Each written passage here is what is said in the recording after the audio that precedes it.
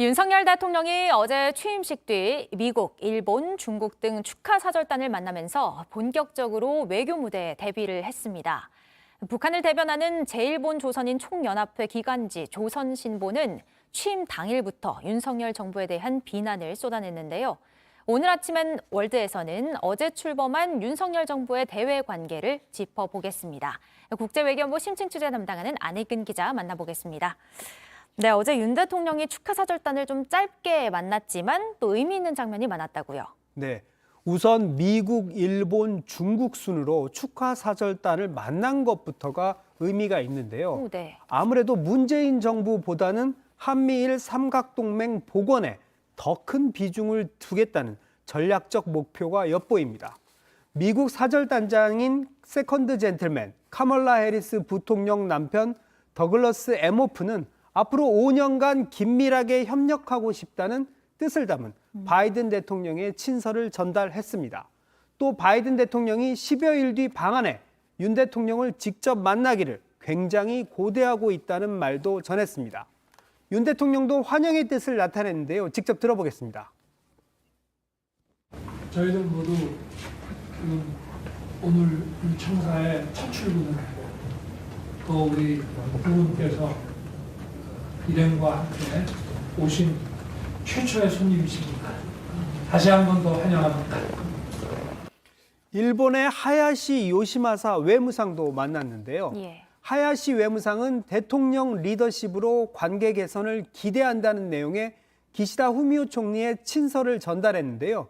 취재진이 지켜보는 가운데 이례적으로 친서에 본문이 적힌 면을 공개적으로 전달하기도 했습니다.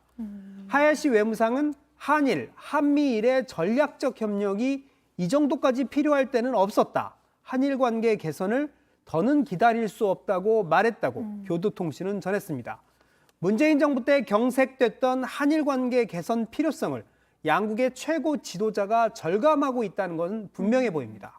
다만 강제징용이나 위안부 문제 등 양국 간 복잡하게 얽혀있는 현안을 어떻게 풀지는 앞으로의 숙제입니다. 관계가 그렇게 많이 좋지 않았기 때문에 또 앞으로 어떻게 될지 궁금합니다. 중국의 왕치산 부주석과의 만남에서는 좀 긴장 관계도 엿보였던 것 같아요. 네, 시진핑 주석은 편리한 시기에 중국을 방문해달라며 왕 부주석을 통해 윤 대통령을 초청을 했는데요. 이에 윤 대통령은 사의를 표시하면서도 시 주석의 방안을 고대한다는 입장을 밝혔습니다. 전임 문재인 대통령이 임기 중 2번이나 중국을 방문한 만큼 외교 관례상 시 주석의 방안이 먼저라는 입장을 우회적으로 표시한 걸로 보입니다. 시 주석은 박근혜 정부 때였던 2014년 이후 방안을 하지 않고 있습니다.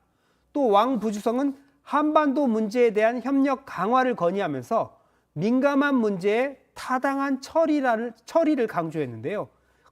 이는 중국이 통상 사드 문제를 언급할 때 사용하는 표현이기 때문에 사드 관련해서 그동안의 우리 정부의 입장을 유지해달라는 뜻으로 해석이 됩니다. 한마디 한마디가 정말 다 정치고 외교인 것 같습니다.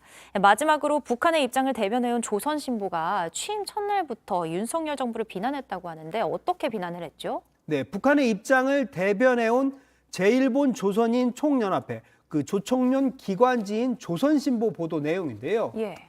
윤석열 정권이 대미 종속, 반북 대결 노선의 강행을 표방한다면서 동북아시아의 화약고인 한반도의 정세 불안을 극도로 고조시키는 요인이 될 수 있다고 했습니다. 또 윤석열 정부는 미국과 생사 운명을 같이 하겠다는 것이라며 한반도에서 무력 충돌의 위험이 커지고 있다는 우려가 증대된 것은 결코 우연이 아니다고 위협하기도 했습니다. 윤 대통령은 어제 취임사에서 북한이 실질적인 비핵화로 전환한다면 북한 경제와 북한 주민의 삶의 질을 획기적으로 개선할 수 있다는 내용을 밝혔는데요. 이명박 정부 때의 비핵 개방 3천 계획과 비슷한 내용인데요. 이 남북 관계에서는 북한의 호응을 이끌어내기 위한 강론을 앞으로 어떻게 만들 것인가, 또 한반도 긴장이 커지는 상황에서 갈등 관리를 어떻게 할 것인가가 앞으로의 숙제가 될 걸로 보입니다. 앞으로의 숙제가 좀 있는 것 같습니다. 네, 지금까지 아침엔 월드 안혜근 기자였습니다. 잘 들었습니다.